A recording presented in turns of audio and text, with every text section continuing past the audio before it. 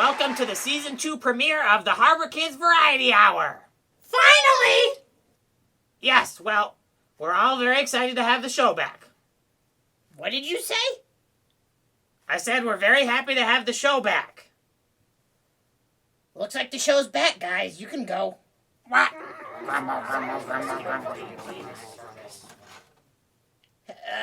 Sorry about that. Moving on. Finally! We've got a great show planned for you. The news, popsicle stick theater, and a great, what's the word for the last part of the show? Finale! That's it. But, before we get ahead of ourselves, here's Sing-Alongs with Bruce and Friends.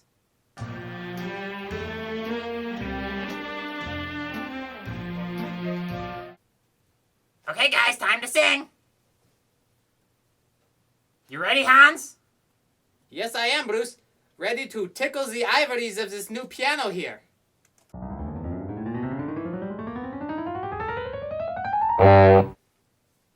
Oops, I think my high C is broken. Is that gonna be a problem? Oh no, I don't use it often. Okay, very good. The first song we're gonna sing is Jesus Loves Me.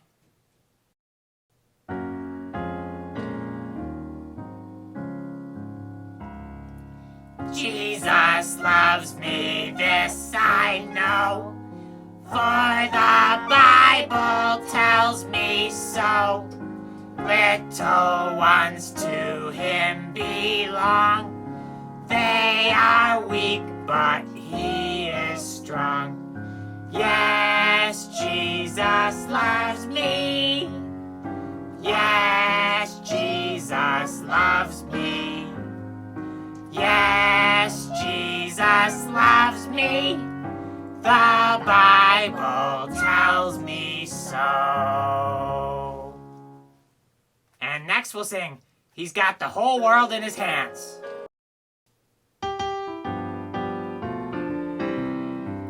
He's got the whole world in his hands. He's got the whole wide world in his hands. He's got the whole wide world in his hands. He's got the whole world in his hands. He's got the little bitty babies in his hands. He's got the little bitty babies in his hands. He's got the little bitty babies in his hands. He's got the whole world in his hands. And last we'll sing, Jesus Loves the Little Children.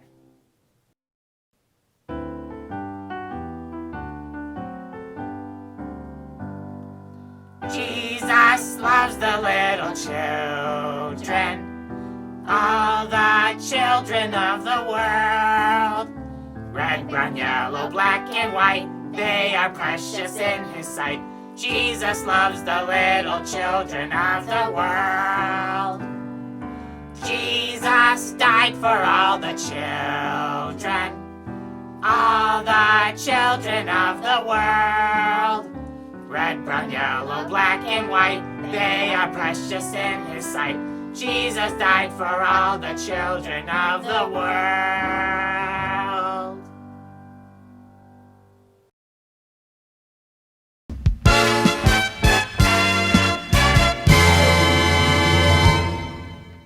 Hi, I'm Reggie, and this is the news. A local musician is warming the hearts of many shoppers during this winter season. Here's Dizzy with the story. Hubert Rubles considers himself to be just a normal guy. I'm just a normal guy. But when he saw shoppers at the local grocery store looking sad this winter, Hubert sprang into action. Well, when I saw the shoppers looking real low, I thought to myself, what always cheers me up when I'm having a bad day? And since I can't buy everyone a gallon tub of orange sherbet, I decided to play some music for them. That's right. Outside the doors of this very grocery store, Hubert roughs the cold weather every day from 10 to 8 and performs his sweet music for the shoppers who come and go. People say to me, Hubert, how can you stand out in the snow like that all day and you get the cold and you get the runny nose and you have to buy the clinic and the But seeing the smiling faces of everyone, that's enough for me. Besides, the cold never bothered me anyway. Hubert says the one thing he wants to see from all of us?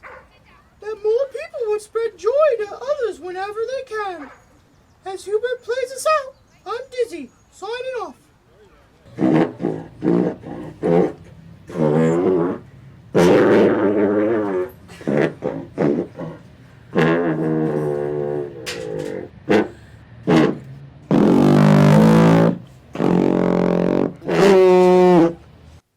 Thank you, Dizzy.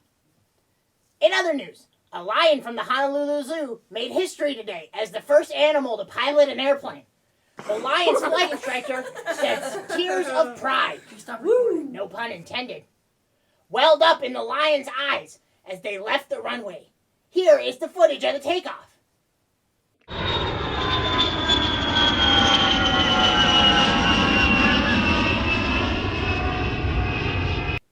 Stay tuned for more updates on this story of a crying Hawaiian lion trying flying. Thank you. I'm Reggie, and this has been the news.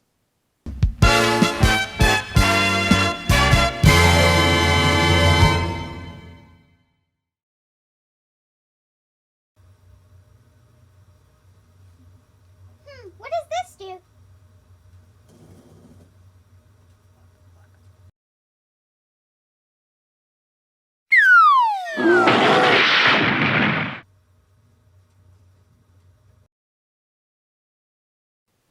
Hey, Bruce, what's today's Bible word of the day? Get ready, Reggie. Today's Bible word is a Greek word. Ooh, I love Greek culture. Really? You never struck me as a Grecophile. Actually, I just like the food. Oh. Anyway, Actually, I just like Greek salad. Gotcha. Now back to the show. Actually, I just like feta cheese.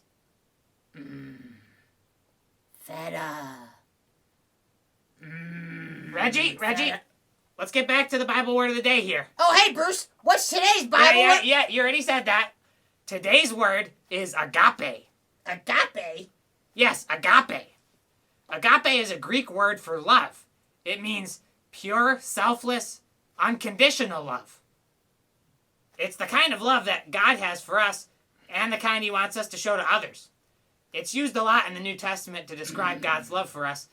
And it's different than phileo, which is another Greek word for love that describes brotherly love. Or Feta. Reggie, snap out of it. Hey, Bruce, what's today's Bible word of the day? It's agape. And now we're going to demonstrate an example of agape love. So let's pretend you have a favorite food. Feta! Okay, so pretend you've got some feta. And I don't need to pretend. I always keep some feta on me. Okay, now pretend someone comes up to you who's always being mean to you and calling you names like stinky feta head. But he says he's really hungry and asks for some food. What do you do? I say, go away, mean boy, my feta! No, you share your cheese with him. That's agape. Oh, so what you're saying is, when you share your best cheese with a guy who is mean, that's agape. Right. Oh, I see. Now back to the feta.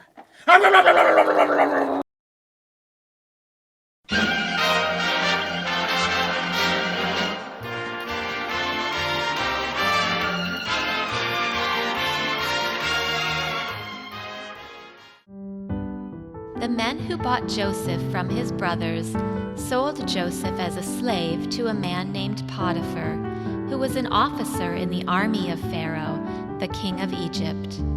Joseph worked so well for his master that Potiphar soon placed Joseph in charge of his house and everything in it. But then one day, Potiphar's wife falsely accused Joseph of a very wicked deed, and Joseph was thrown into prison. Joseph continued to have faith in God. While in prison, he was cheerful, kind, and helpful, just as he had always been. The keeper of the prison saw that Joseph was not like the other men around him, and was soon placed in charge of all his fellow prisoners. One morning, when Joseph checked on the prisoners, 2 men, a butler and a baker, were looking very sad. These men had strange dreams, and no one could tell them what their dreams meant. Joseph said, "Tell me your dreams. Perhaps my God will help me understand them." Indeed, Joseph was able to tell these men exactly what the dreams meant. And in 3 days, the things they had dreamt came to pass. 2 years later, Pharaoh, king of Egypt, had a scary dream about thin cows gobbling up fat cows. No one could tell Pharaoh just what this dream meant. Then, the butler, who had been in prison with Joseph and was now working for the king, remembered that Joseph, who was still in prison, could help. Pharaoh sent for Joseph and said, "I have dreamed a dream, and there is no one who can tell what it means. I have been told that you have power to understand dreams and what they mean." Joseph answered, "The power is not in me, but God will give Pharaoh the answer." When Joseph heard Pharaoh's dreams, he warned Pharaoh that the land of Egypt would have 7 years with plenty of food for all the people to eat. These years would then be followed by 7 years of famine, where there would be nothing for the people to eat. Joseph suggested that the king put someone in charge of the land who would set aside part of the crops for 7 years, so that when there was a need, there would be plenty of food for all the people and no one would suffer. Pharaoh was so pleased by Joseph's skill that he immediately took Joseph out of jail and made him a prince. The 7 years of plenty soon passed, and then the years of famine came. Back in Canaan, Israel and Joseph's brothers had run out of food, and everyone was hungry. God's special family was in danger. If they didn't get food soon, they would starve to death. So Joseph's brothers traveled to Egypt to buy food. They came and knelt before Joseph the prince, not knowing who he was, but Joseph knew who they were. Joseph's dream, the one about his brothers bowing down to him, was coming true. After a time, Joseph told his brothers, "It's me." When they saw it was Joseph, his brothers were afraid. They had wronged Joseph. They had sinned and they knew it. Now they thought Joseph would surely punish them. But Joseph looked at his brothers and his eyes filled with tears. Even though his brothers had hurt him and hated him and wanted him dead, in spite of everything, he couldn't stop loving them. His heart, which they had broken, filled up with love, and Joseph forgave them. Because of this, Joseph's family stayed with him, and Egypt became their new home.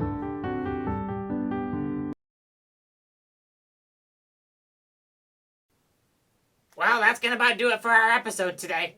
Thank you for watching, and we'll see you next week. Bye!